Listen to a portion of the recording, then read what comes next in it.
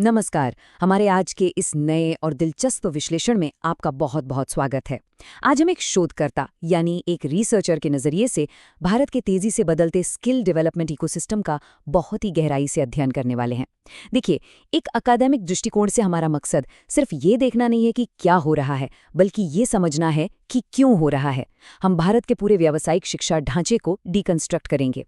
पारंपरिक ज्ञान से लेकर एकदम आधुनिक सरकारी नीतियों तक का ये सफर बहुत ही शानदार होने वाला है। तो बिना किसी देरी के चलिए आज के इस अध्ययन की शुरुआत करते हैं। आज के हमारे विश्लेषण की रूपरेखा कुछ इस तरह रहेगी। सबसे पहले हम व्यावसायिक शिक्षा की नींव को समझेंगे, फिर प्रशिक्षुता यानी अप्रेंटिसशिप के ऐतिहासिक विकास पर बात करेंगे। इसके बाद आधुनिक प्रशिक्षण संस्थाओं और राष्ट्रीय नियमों का ढांचा देखेंगे और आखिर में हम प्रमुख सरकारी योजनाओं का मूल्यांकन करते हुए यह चर्चा करेंगे कि भविष्य में इस ढांचे के सामने क्या-क्या चुनौतियां आने वाली हैं। तो चलिए आगे बढ़ते हैं। शुरुआत करते हैं हमारे पहले खंड से, जो है व्यावसायिक शिक्षा की नींव। आखिर इसका बेस क्या है? देखिए, बड़ी बड़ी सरकारी योजनाओं या संस्थानों की बात करने से पहले हमें ये समझना होगा कि व्यावसायिक शिक्षा यानी वोकेशनल एजुकेशन आज के समय में सिर्फ एक विकल्प नहीं है, ये हमारी सबसे बड़ी जरूरत है। शोध दस्तावेजों को अगर आप ध्यान से देखें तो पता चलता है कि देश में स्किल्ड मैन पावर या कुशल मानव शक्ति की भारी कमी है, और इसी कमी को पाटने के लिए, इसी राष्ट्रीय मांग को पूरा करने के लिए ये पूरा का पूरा एजुकेशनल फ्रेमवर्क खड़ा किया गया है। अब आप सोच रहे होंगे कि आम पढ़ाई और व्यावसायिक शिक्षा में आखिर फर्क क्या है। शोध पाठ इन दोनों के बीच एक बहुत ही साफ और वैचारिक लकीर खींचता है। शैक्षणिक शिक्षा का पूरा जोर किताबी ज्ञान, मानसिक कार्य और थ्योरी पर होता है, जो थोड़ा अमूर्त है। लेकिन दूसरी तरफ व्यावसायिक शिक्षा पूरी तरह से आपके कौशल, शारीरिक कार्य और प्रैक्टिकल एप्लीकेशन पर टिकी होती है। यह दिमाग में चल रहे विचारों को हाथों से हकीकत में बदलने का काम करती है। तो फिर थ्योरी को इस प्रैक्टिकल में बदलते कैसे हैं? किसी भी व्यावसायिक पाठ्यक्रम में इसके लिए दो चीजें सबसे अहम होती हैं। पहला है कार्य अनुभव यानी वर्क एक्सपीरियंस, और दूसरा है औद्योगिक क्षेत्र का भ्रमण यानी इंडस्ट्रियल विजिट्स। यही वो दो पुल हैं जो क्लासरूम में पढ़ी गई थ्योरी और असल दुनिया के काम के बीच की खाई को खत्म कर देते हैं। चलिए अब आगे बढ़ते हैं अपने दूसरे अहम पहलू की तरफ, जो है प्रशिक्षुता यानी अप्रेंटिसशिप का ऐतिहासिक विकास। जरा सोचिए, पहले के जमाने में काम कैसे सीखा जाता था। लोग बस किसी उस्ताद के साथ रहकर काम सीख लेते थे, अनौपचारिक तरीके से। लेकिन अब ऐसा नहीं है। आज प्रशिक्षुता को एक बहुत ही बेहतरीन और फॉर्मल स्ट्रक्चर दे दिया गया है। इसे मुख्य रूप से 4 श्रेणियों में बांटा गया है: ट्रेड प्रशिक्षु, स्नातक प्रशिक्षु, तकनीशियन और व्यावसायिक प्रशिक्षु। इस तरह के क्लासिफिकेशन से ये फायदा होता है कि प्रैक्टिकल अनुभव का एक स्टैंडर्ड तय हो जाता है, जिसे इंडस्ट्रीज आसानी से पहचान सकती हैं और वेरीफाई कर सकती हैं। अब आते हैं हमारे तीसरे खंड पर। थ्योरी और स्ट्रक्चर तो हमने समझ लिया, लेकिन ग्राउंड लेवल पर इसे लागू करने वाली आधुनिक संस्थाएं कौन सी हैं? जब हम जमीनी हकीकत की बात करते हैं तो सबसे पहला और सबसे मजबूत नाम आता है आईटीआई का, यानी औद्योगिक प्रशिक्षण संस्थान। ये संस्थान रोजगार एवं प्रशिक्षण महानिदेशालय के अंडर काम करते हैं। यहाँ एडमिशन मिलना इतना आसान नहीं है।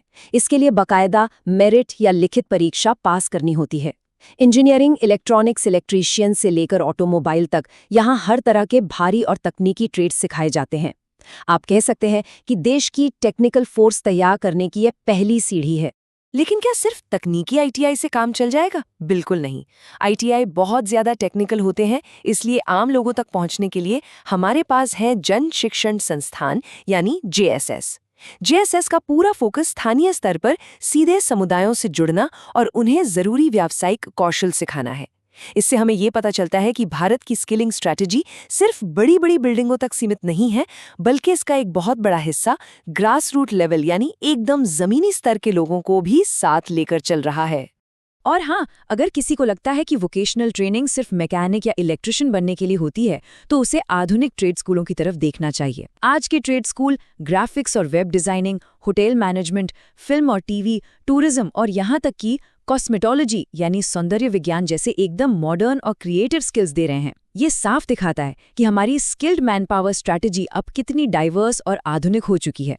तो चलिए अब इस पूरी व्यवस्था को जरा मैक्रो लेवल पर यानी थोड़े बड़े नजरिए से देखते हैं। हमारा चौथा खंड है राष्ट्रीय विनियामक ढांचे। अब देश भर में इतनी सारी अलग अलग संस्थाएं हैं, तो उन्हें कंट्रोल और गाइड करने के लिए कोई सेंट्रल बॉडी भी तो चाहिए ना। यही भूमिका आती है राष्ट्रीय कौशल विकास निगम यानी NSDC। इसका विजन बहुत ही शानदार है। इसका काम सिर्फ लोकल लेवल पर नौकरियां दिलाना नहीं है, बल्कि इसका असली लक्ष्य है देश की आर्थिक ग्रोथ को तेज करना और हमारे वर्कफोर्स को ग्लोबल मार्केट की बड़ी चुनौतियों के लिए एकदम तैयार करना। और ये जो राष्ट्रीय संस्थाएं हैं ना, ये सिर्फ ऑफिस में बैठकर नियम नहीं बनाती, ये सरकार को पॉलिसीज पर सलाह देती हैं और पूरे देश के ट्रेनिंग इंस्टीट्यूट्स के बीच एक जबरदस्त कोऑर्डिनेशन बिठाती हैं। सबसे ज़रूरी बात, ये इंजीनियरिंग हो या चमड़ा उद्योग, हर क्षेत्र में राष्ट्रीय व्यापार प्रमाण पत्र देती हैं। इसका मतलब ये है कि अगर किसी ने एक राज्य में कोई स्किल सीखी है तो उसकी वो सर्टिफिकेशन पूरे भारत में वैलिड होगी। साथ ही ये NBTI मानकों को भी सख्ती से मेंटेन करती हैं। हम अपने विश्लेषण के 5वें पड़ाव पर पहुंच गए हैं, प्रमुख सरकारी कौशल पहल। आखिर सरकार बड़े पैमाने पर कर क्या रही है? पॉलिसी बनाने से भी ज्यादा जरूरी है उसे जमीन पर लागू करना। और जब इम्प्लीमेंटेशन की बात आती है तो प्रधानमंत्री कौशल विकास योजना यानी PMKVY का नाम सबसे ऊपर आता है। आपको बता दूं कि इसे विश्व युवा दिवस के खास मौके पर शुरू किया गया था। ये योजना कमाल की है क्योंकि ये सिर्फ टेक्निकल ट्रेनिंग नहीं देती, बल्कि सॉफ्ट स्किल्स, डिजिटल लिटरेसी और फाइनेंस की समझ भी सिखाती है। और तो और कोर्स पूरा होने पर जॉब प्लेसमेंट में भी मदद करती है। सच कहा जाए तो मेक इन इंडिया का एक बहुत बड़ा इंजन यही योजना है। अब एक रिसर्चर के नज़रिए से मुझे जो चीज़ सबसे ज़्यादा इम्प्रेस करती है वो है राष्ट्रीय कौशल अर्हता ढांचा। जरा सोचिए, हमारे देश में करोड़ों लोग ऐसे हैं जिन्हें काम तो बहुत अच्छा आता है, लेकिन उनके पास कोई डिग्री नहीं है। ये ढांचा क्या करता है? ये ऐसे ही असंगठित मजदूरों और कारीगरों के अनौपचारिक हुनर को मापता है और उसे एक प्रॉपर मान्यता प्राप्त सर्टिफिकेट में बदल देता है। यानी ये अनौपचारिक अर्थव्यवस्था को मुख्य धारा से जोड़ने का एक बहुत बड़ा और असरदार तरीका है। एक बात और, सिर्फ पूरे देश के लिए एक जैसी योजना बनाने से काम नहीं चलता। कुछ खास क्षेत्रों की अपनी अलग ज़रूरतें होती हैं। उदाहरण के तौर पर उड़ान योजना को ही देख लीजिए। ये खास तौर पर जम्मू और कश्मीर के पढ़े लिखे लेकिन बेरोजगार युवाओं के लिए डिज़ाइन की गई है। ये इस बात का सबूत है कि एक बड़े नेशनल फ्रेमवर्क के अंदर भी हमें लोकल और जियोग्राफिकल ज़रूरतों को ध्यान में रखकर टारगेटेड पॉलिसीज़ बनानी ही पड़ती हैं। और अब हम पहुंच गए हैं अपने विश्लेषण के आखिरी और छठे खंड पर, भविष्य की चुनौतियां और इन सब का एकीकरण कैसे होगा। हमेशा याद रखिए, सिस्टम कितना भी अच्छा हो, चुनौतियां तो आती ही हैं। इसे समझने के लिए हम यूपी राजर्षि टंडन मुक्त विश्वविद्यालय यानी UPRTO का केस स्टडी देखते हैं। ये सिर्फ एक ओपन यूनिवर्सिटी नहीं है, बल्कि ये एक जीता जागता उदाहरण है कि कैसे नई शिक्षा नीति NEP 2020 को असल में लागू किया जा रहा है। ये यूनिवर्सिटी दिखा रही है कि कैसे दूरस्थ शिक्षा यानी डिस्टेंस लर्निंग को व्यावसायिक शिक्षा के साथ जोड़कर पढ़ाई को हर आम इंसान की पहुंच में लाया जा सकता है। यहाँ शिक्षा को सबके लिए सुलभ बनाने के लिए क्या क्या किया जा रहा है, वो सुनना वाकई प्रेरणादायक है। ग्रामीण महिलाओं, ट्रांसजेंडर व्यक्तियों और यहाँ तक कि जेल में सजा काट रहे कैदियों की भी फीस माफ की जा रही है। ऑनलाइन लेक्चर और बेहतरीन स्टडी मटेरियल दिया जा रहा है। और सबसे बड़ी बात, इन्होंने गुरुकुल से छात्रकुल की फिलॉसफी अपनाई है, जिसका सीधा मतलब है कि अब सिस्टम टीचर सेंट्रिक नहीं बल्कि पूरी तरह से स्टूडेंट सेंट्रिक है। यहाँ जो ये विश्वविद्यालय का बड़ा सा गेट आप देख रहे हैं, ये सिर्फ ईंट पत्थर का प्रवेश द्वार नहीं है। हमारे विश्लेषण में ये एक रूपक है, यह पहुंच का द्वार है। यह इस बात का प्रतीक है कि कैसे हम फिजिकल कैंपस और डिजिटल इंफ्रास्ट्रक्चर दोनों का बेहतरीन इस्तेमाल करके भारत की एक विशाल और विविध आबादी के लिए फॉर्मल एजुकेशन और स्किलिंग के दरवाजे खोल रहे हैं। लेकिन हाँ, हमें वास्तविकता से मुंह नहीं मोड़ना चाहिए। स्रोत पाठ साफ तौर पर बताता है कि NEP 2020 के तहत आज के एजुकेशन और स्किलिंग सिस्टम को मुख्य रूप से 5 बड़ी चुनौतियों का सामना करना ही पड़ेगा। ये हैं पहुंच, एक्सेस, समानता, एक्विटी, गुणवत्ता, क्वालिटी, वहनीयता, अफोर्डेबिलिटी और जवाबदेही, अकाउंटेबिलिटी। इनमें से किसी भी एक मोर्चे पर कमजोर पड़ने का मतलब है पूरे सिस्टम का लड़खड़ा जाना। और इन तमाम बातों के बाद हम आज की सबसे अहम और सोचने पर मजबूर कर देने वाले सवाल पर आकर खड़े हो जाते हैं।